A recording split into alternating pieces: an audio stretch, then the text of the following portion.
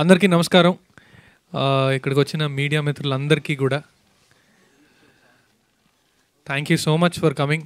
మీరందరూ సినిమా చూసిన తర్వాత ఒకసారి అందరం కలిసి Q&A ఉండాలి అని అనుకున్నాం. మేము మా ఆహ్వానాన్ని మన్నించి ఇక్కడికి వచ్చినందుకు, సినిమా చూసి మళ్ళీ ఇక్కడికి వచ్చినందుకు, ఇంత టైం ఈరోజు మాకు మీరు స్పెండ్ చేస్తున్నందుకు చాలా చాలా థ్యాంక్స్. ఆ విషయంలో డైరెక్టర్ గారు, నరేష్ గారి ఇంటి దగ్గర, నరేష్ గారి ఇంటికి ఒక పేరు ఉంటుంది.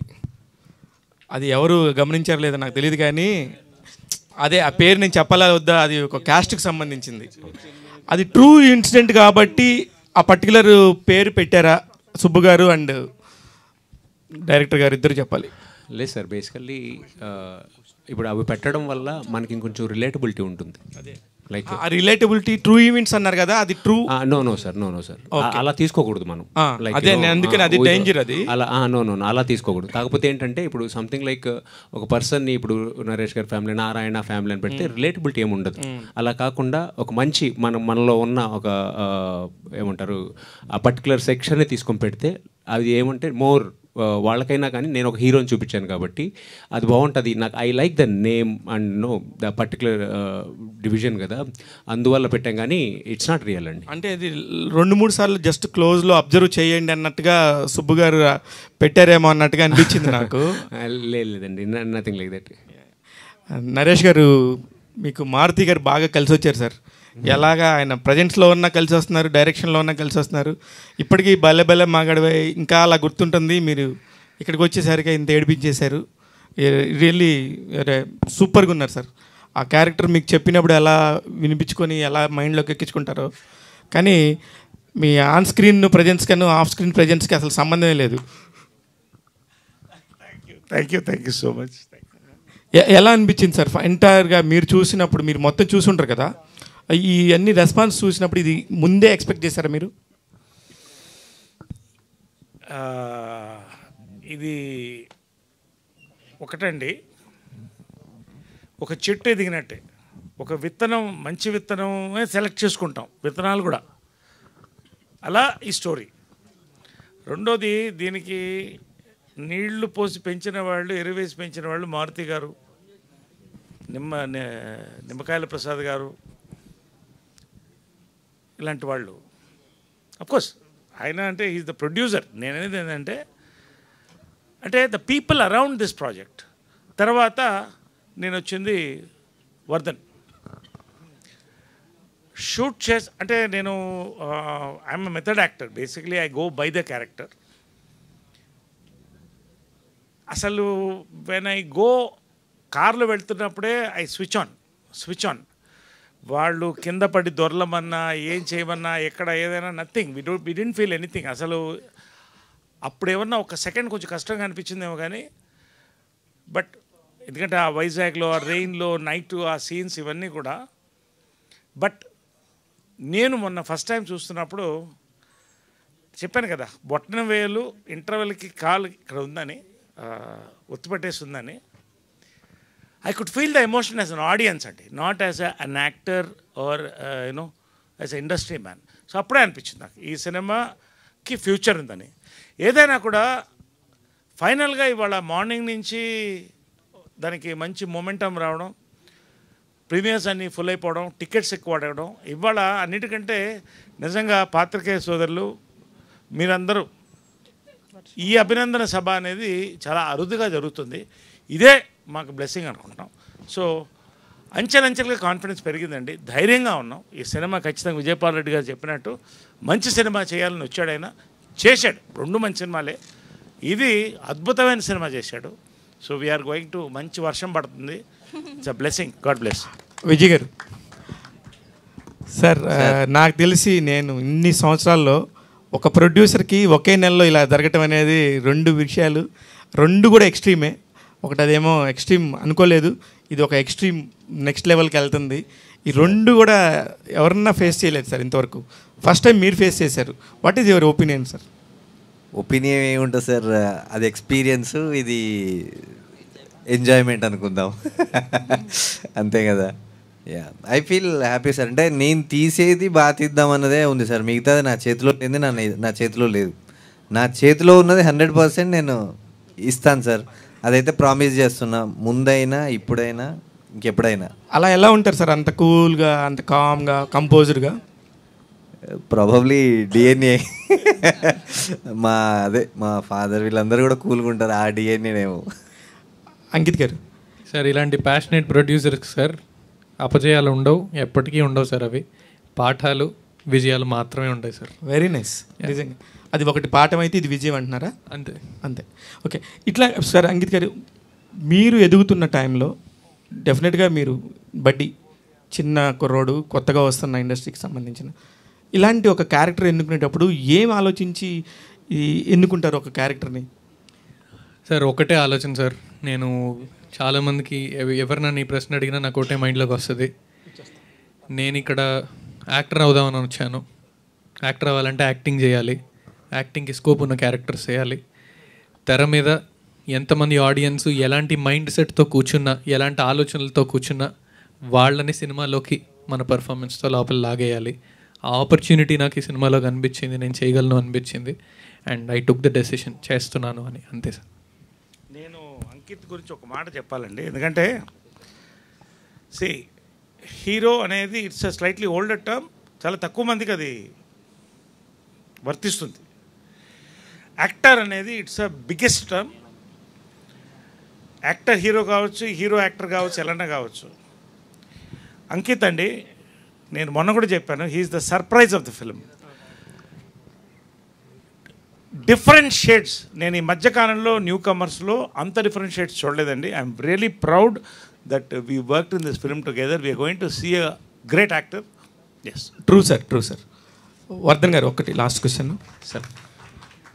సార్ మీకు కూడా రెండు చూశారు. ఇండస్ట్రీలో ఒక ఫెయిల్యూర్ రాగానే ఎలా ఉంటుంది అనేది మీకు తెలుసు. ఎవ్వరు కూడా దగ్గరకు కూడా రారు, అఫ్కోర్స్ ఫోన్లు కూడా చేయరు. కానీ ఇమ్మీడియట్గా మీకు గోడ కొట్టిన బంతిలాగా మీకు ఒక ఆపర్చునిటీ వచ్చి ఒక డెమిగాడ్ లాంటి మారుతి గారు మీకు ఇచ్చారని చెప్పారు.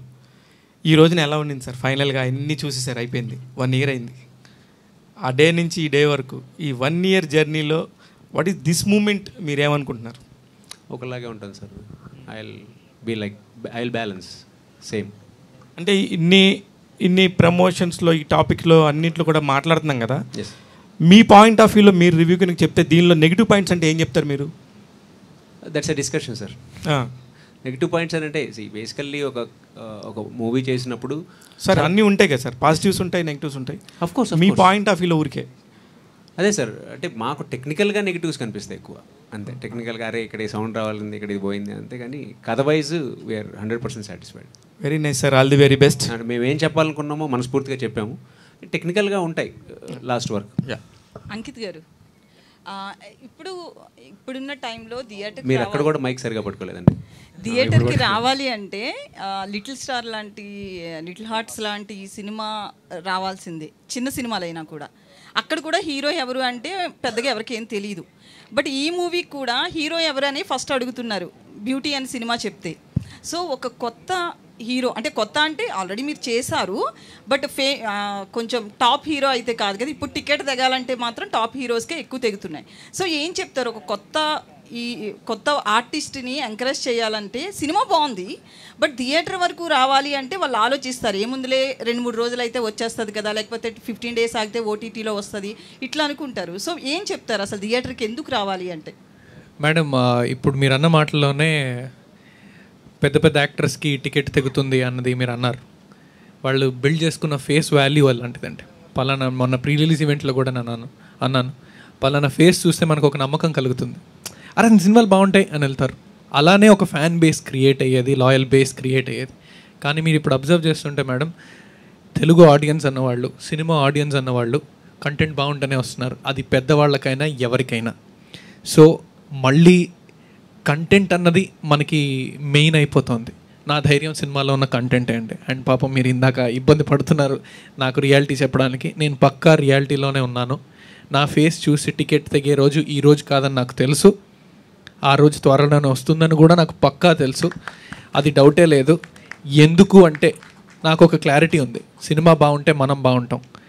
నేను సినిమా బాగుండాలని కోరుకునే వ్యక్తిని, సినిమా కోసమే స్వార్థంగా డెసిషన్స్ తీసుకునే వ్యక్తిని, ఇండివిజువల్గా డెసిషన్స్ తీసుకోను. ఆ సినిమానే నన్ను నిలబెడుతుందని కూడా నాకు తెలుసు. సో ఈ సినిమా ఎందుకు చూడాలి అన్నది ఇందాక మీరే స్టేజ్ మీద నుంచి అని చెప్పారు, అదే వీడియో మేము మళ్ళీ ప్రమోట్ చేస్తాం. సో నా బాధ్యత ప్రస్తుతానికి ఒకటి ఏంటంటే అండి, సినిమా నేనంటూ కొంతమంది తెలిసిన వాళ్ళు ఉన్నారు, నా ఆయి కానీ, మారుతినగర్ సుబ్రహ్మణ్యం, తిమ్మరసు చూసిన వాళ్ళ దగ్గర నుంచి కూడా వాళ్ళు నా కోసం కొన్ని టికెట్లు తెగుతూ ఉంటాయి. వాళ్ళ ఆ 100 మంది వరకు 200 1000 ఏదైతే నంబరు వాళ్ళకి నేను హీరో, మిగతా వాళ్ళకి నేను తెలియకపోవచ్చు, ఇట్స్ ఫైన్. బట్ వచ్చిన తర్వాత స్టార్టింగ్ నుంచి ఎండింగ్ వరకు వాళ్ళ నా క్యారెక్టర్లో నేను ఎంటర్టైన్ చేయడం కానీ, వాళ్ళ నా క్యారెక్టర్లో ఉంచడం కానీ అది నా బాధ్యత, నేను ఖచ్చితంగా చేస్తున్నాను. ప్రతి సినిమాకి ఒక్కొక్కళ్ళు ఆ నమ్మకం నా మీద పెంచుకుంటున్నారు అండ్ అది నేను ఖచ్చితంగా నిలబెట్టుకుంటాను. అయితే మీకు వర్ధన్ గారు స్టోరీ చెప్పినప్పుడు ప్రీ క్లైమాక్స్లో వచ్చే ట్విస్ట్ గురించి ఆయన కంపల్సరీ చెప్తారు కదా, సో యాక్సెప్ట్ చేయాలనిపించిందా మీకు? ఖచ్చితంగా అండి. నాకు సుబ్రహ్మణ్యం గారు నరేట్ చేశారు ఈ కథ. రైటర్ సుబ్రహ్మణ్యం గారు, వర్ధన్ గారు రాకముందు సుబ్రహ్మణ్యం గారు కథ నరేట్ చేసినప్పుడు అదేనండి, ఇప్పుడు రేపు పొద్దున ఏమవుతుంది, లేదంటే రేపు పొద్దున్న నన్ను జనాలు ఇలా చూడాలి, లేదంటే ఇవన్నీ మనం పెట్టుకునే క్యాలిక్యులేషన్స్ అండి. నేచర్లో జరిగేదానికి క్యాలిక్యులేషన్స్ ఉండవు, ఒక ఫ్లో మాత్రమే ఉంటుంది. నువ్వు సిన్సియర్గా నీ అటెంప్ట్ నువ్వు చేసి నీ వృత్తికి నువ్వు ధర్మం చేస్తే నీకు రావాల్సిందేదో అదే వస్తుంది. We all will get what we deserve. And నాకు ఇందులో ఈ స్కోప్ ఫర్ యాక్టింగ్ కనిపించింది. నేను లాస్ట్ 2 ఫిల్మ్స్ కామెడీ ఫిల్మ్స్ చేశాను, ఆయి కానీ, మారుతినగర్ సుబ్రహ్మణ్యం కానీ. ఇది చాలా పెద్ద అవకాశం. నేను అవి మాత్రానికే పరిమితం కాదు, ఇది కూడా ఉంది నాలో అని చూపించుకోవడానికి. ఆ అవకాశం ఇచ్చినందుకు సుబ్రహ్మణ్యం గారికి మళ్ళీ థ్యాంక్ యూ. అండ్ చిన్న భయం అయితే ఉండింది, there is no doubt about it. But అప్పుడు కూడా ఆ భయాన్ని దాటి ముందుకెళ్ళడానికి ఒకటే నమ్మకం, నువ్వు సినిమాకి ధర్మం చేయి, నువ్వు ఈ కథలో ఈ పాత్ర పోషించి ఈ కథ నువ్వు ఇలా చెప్పాలి అని. దానికి నేను న్యాయం చేశాననే అనుకుంటున్నాను, దానికి తగిన ఫలితం వస్తుంది అనుకుంటున్నాను, అంతే. విజయ్ గారు, ప్రజెంట్ థియేటర్స్ పరిస్థితి ఎట్లా ఉందంటే, మిరాయి నడుస్తుంది, లిటిల్ హార్ట్స్ నడుస్తుంది, కిష్కింధపురం కూడా వెళ్తుంది. సో ఈ టైంలో బ్యూటీ వచ్చింది, నెక్స్ట్ వీక్ చూసుకుంటే మనకు ఛాన్స్ లేదు. సో ఎట్లా మరి ప్రమోషన్స్ కావచ్చు, ఎంతవరకు హోప్ మీద ఉన్నారు? ఎంత వద్దనుకున్నా కూడా బాక్స్ ఆఫీస్ కలెక్షన్స్ అయితే, అంటే సినిమా హిట్ అయినా కూడా మనకు కలెక్షన్స్ అవసరమే. సో మరి కలెక్షన్స్ పరంగా ఏం చేయబోతున్నారు? అట్లేం లేదు మ్యామ్. అంటే ఇప్పుడు ఈ సినిమా అంటే ఈ లిటిల్ హార్ట్స్ అయినా ఈవెన్ మిరాయి అయినా దాన్ని ఆడుతుంది. యాక్చువల్గా తెలుగు ఆడియన్స్ ఏంటంటే సినిమా బాగుంటే ఏదైనా సక్సెస్ చేస్తున్నారు. నాకేమంటే ఇప్పుడు మిరాయి, ఓజీ లాంటివి క్రోర్స్ ఆఫ్ రూపీస్ పెట్టి నిర్మించారు కాబట్టి వాటికి ఓపెనింగ్స్ రావాలి, వాటికి పెంచాలి. నా సినిమాకి ఏంటంటే నాకు 1 వీక్ ఆడినా కూడా నాకు వచ్చేస్తుంది మ్యామ్. నేను కోరుకుంటుంది సక్సెసే. ఎంత క్యాలిక్యులేషన్స్ వచ్చినాయి అనే దానికన్నా కూడా నేను ఎంత రీచ్ చేశాను, పబ్లిక్ ఎంత మంచి కంటెంట్ ఇచ్చాను, అది నా 1 వీక్కి సరిపోయిద్దా లేదా అనే చూస్తున్నాను మ్యామ్. అండ్ రెండోది, దీనికి అంటే రేపు ఎల్లుండే నేను సక్సెస్ మీట్ పెట్టాలనుకుంటున్నా. దానికి ఓజీకి ఏం లింక్ ఉందో కూడా నేను చెప్తాను. ఈ రోజు వద్దు, ఎల్లుండి చెప్దాం అనుకుంటున్నాను. అది మీకు చిన్న సీక్రెట్ లీక్ చేస్తా ఆడియన్స్ అందరికీ, ఓజీ ట్రైలర్ బ్యూటీ సినిమాలో మాత్రమే ప్లే చేస్తున్నారంట. సో ఎనీవేస్, ఇంకొకటి చెప్పాలండి, మేము టీం అంతా డిస్కస్ చేసి రిలీజ్ డేట్ గురించి వచ్చినప్పుడు ఒక థాట్ ప్రాసెస్ ఏంటంటే అండి, సినిమా మీద మాకు నమ్మకం ఉంది, ఇది ఫ్యామిలీ ఆడియన్స్ చూడాల్సిన సినిమా, దసరా వెకేషన్ వస్తుంది. అండ్ ఇంకోటి నేను స్టేజ్ మీద చెప్పా, పవన్ కళ్యాణ్ గారే మా ధైర్యం అని ఎందుకు అన్నానంటే అండి, పవన్ కళ్యాణ్ గారు ఓజీ సినిమా వస్తుందంటే అందరూ బుక్ మై షోలో ఓపెన్ చేస్తారు, రైట్? అందరూ ఆ సినిమా థియేటర్లో ఏం ఆడుతుందో చూస్తారు. పవన్ కళ్యాణ్ గారి సినిమా పక్కనే మాది కనిపిస్తూ ఉంటుంది, ఖచ్చితంగా మా దాని మీద కన్నుపడుతుంది. మా టాక్ బయటికి వెళ్తే దానికి వెళ్ళాలని కోరిక కూడా పడుతుంది, దానికి టికెట్స్ దొరకవు. అరే ఏం సర్లే దీనికి వెళ్దాం అన్న వస్తారు, వచ్చిన తర్వాత we will entertain them. And ఇంకొకటి, దసరా వెకేషన్, మన తెలుగు ఆడియన్స్ ఎప్పుడైతే వెకేషన్ ఒక 10 రోజులు మనకు సెలవు